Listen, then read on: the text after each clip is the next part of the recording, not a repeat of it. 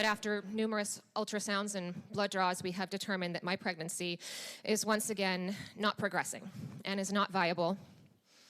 And once again, I have scheduled an appointment to terminate my pregnancy. I don't think people should have to justify their abortions, but I'm choosing to talk about why I made this decision because I want us to be able to have meaningful conversations about the reality of how the work that we do in this body impacts people in the real world. That was first-term Democratic lawmaker Eva Burch of Mesa revealing her planned abortion to colleagues on the state Senate floor last week. She had the procedure 2 days later. When we sat down to chat later in the week, the mother of 2 young children told me why she decided to make a personal decision so public. So I have to ask, how are you feeling? You just had the abortion just a few days ago. I'm doing really well. I was feeling well throughout the rest of the day. The procedure went well. I felt very well looked after and cared for. I went home. We stopped at the drive-thru on the way home, got something to eat. I sat on the couch with some people who I love and was feeling much like myself. And went to work. I did. I did. I couldn't take the whole day off, but yes, I did get back to really doing what I do best, which is trying to advocate for the people of Arizona and particularly for communities who don't always have their voices heard. And to be clear, that's not unusual after that procedure, is it? No, not at all. It was not a particularly painful or frightening procedure. I didn't have that kind of an experience at all. I was awake throughout the entire procedure. I had some medicine to make it a little bit easier on me, but certainly nothing that put me to sleep or anything like that. But it's an outpatient procedure. You're meant to be able to go home and do well. And I took some Tylenol and some ibuprofen, and I was good to go. So how far along were you with the pregnancy, and what were the difficulties you encountered? I was only about 8 weeks pregnant. We found out right away that I was pregnant. I was having symptoms of pregnancy right away, found out very, very early. But the pregnancy was complicated from the start. We could see on the first ultrasound that I was measuring small and that the cardiac activity didn't look the way that it should. Follow-up ultrasound was more of the same, measuring small. My hormone levels weren't doing what they're supposed to do. My HCG wasn't increasing at the rate it's supposed to. My progesterone was going down. And it just became pretty obvious that this pregnancy was not going to be successful, was not going to be viable. The fetus was not going to be viable? Absolutely not. I was destined for a miscarriage. The pregnancy was going to end in what was very likely to be a first trimester miscarriage. And so how are you feeling about your decision to go so public with such a personal, deeply personal matter? That wasn't a difficult decision for me. It was difficult to actually engage in that activity, to stand up and to speak. People who have heard that my voice is shaking and that I'm doing a lot of heavy breathing. Yeah. Yes. So of course I felt uncomfortable. I felt frightened. But ever since then, that's not how I have felt at all. I have had such an outpouring of just love and support and people messaging me and sharing their own stories with me. And now I just feel brave and I feel powerful and I'm excited about the future and the momentum that we've created. You were speaking to all of your colleagues in the Senate, including the Republican ones. Have you heard from any of them? I haven't. I had one senator who came to me afterwards just to express his condolences for my situation, which I was grateful for. And some of my Republican colleagues kind of filtered in and out. But, you know, I didn't have everyone's rapt attention. Of course, I had my Democratic colleagues standing there with me, which I was really grateful for. But I don't think that everybody was necessarily interested in my story or in what I had to say. Does that bother you, or did you expect that?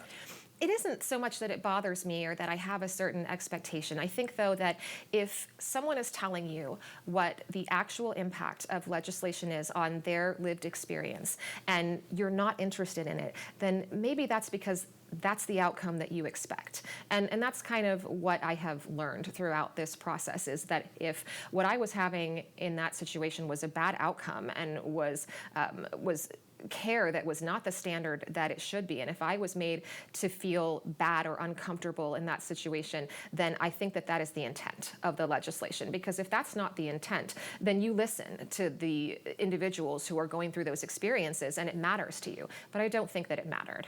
Well, talk about that, the impact of the legislation that's been passed by this body. How did you see that? How did you feel that, hear it? Well, I think that it's part of the reason that I became so passionate about it and that I said I have to talk about this on the Senate floor. I've experienced this before. It's been a couple of years since it happened, but I have a different perspective now. I'm coming as someone who has been a patient in the abortion setting, as somebody who's been a medical provider in the reproductive health care space, and now as somebody who's a lawmaker, and I can really see the cracks and just see how badly we're failing the people of Arizona, and really understand now that this is the result of legislation. And it was really more just confusing the first time that I experienced it. But now I can see how deliberate it is. But I was told things that were absolutely not applicable to my situation, and some of them that were just factually inaccurate. From a healthcare provider. Absolutely, from a healthcare perspective. The providers are told that they have to tell the patient the probable anatomical properties of the fetus at the time of the abortion, which, besides being unnecessary and cruel and unkind and intended to frighten and shame a patient, in my case was factually inaccurate. I had a dying embryo who is not subject to the probabilities of a normal, healthy pregnancy. So in my case, it was particularly unfair to have to listen to that kind of rhetoric from my medical provider, who doesn't want to have to say those things to me. Now, you talked about wanting to have a meaningful conversation. That's why you made this speech. Is that right?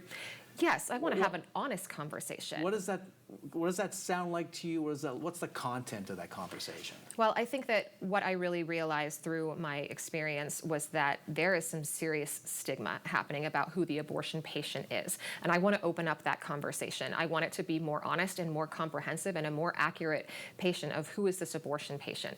I'm the abortion patient, and many others who are just like me. Failure in pregnancy is common. 20 to 30% of pregnancies are going to fail, either through miscarriage or through stillbirth. And we have to be honest and operate in the reality of what pregnancy looks like, and that abortion is healthcare and impacts so many people in so many different ways. And I want our conversations not to be based in stigma and in judgment, but in the reality of the lived experiences of individuals who are seeking abortion care. Do you think that's why your floor speech made such an impact, because of the stigma? I think that the speech had an impact partially because it confronts a stigma. I think partially because of how engaged the moment was. It was all happening in real time. I was still pregnant and I had a planned abortion. And I think that the timing of it made it interesting to people, but I think that the reason that the story took off the way that it did is because of how much it resonates with so many people. And I think that people are ready to have larger conversations, and I think people are ready and expecting change. They want us and expect us to do a better job. What about the many people in this building, the many people in Arizona who come at abortion from a feeling, a belief, a position of faith, who honestly believe it's wrong and it should be banned? How do you have a conversation with them? Well, I think that we can talk really honestly about the philosophical differences in people's beliefs and how they view pregnancy. And I know that those are really difficult conversations for people to have. But like I mentioned in the speech that I gave, people have been having these types of conversations for a really long time, but we have all these different leaders in their various communities, whether it be in politics or in religious faith groups or within medicine and science. There is no consensus. There is no general consensus that says, okay, this is right, this is wrong, this is when life begins, or this is when an abortion is acceptable or unacceptable.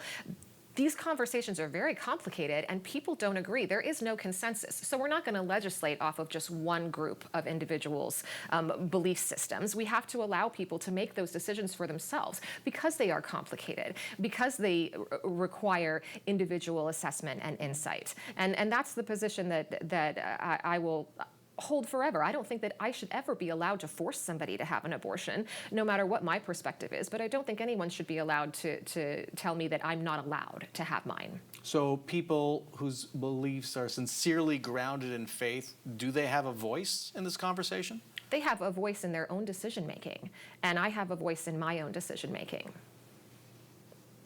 Senator Eva Burch, thank you very much. My pleasure. I should mention Eva Burch is a registered nurse as well. And the right to an abortion is still up in the air in Arizona. The Arizona Supreme Court is expected to rule in the next few months on whether a 160-year-old law that would virtually ban abortion can be enforced. Arizona voters will likely have the last word on reproductive rights. A ballot initiative planned for November would enshrine the right to abortion in the state constitution.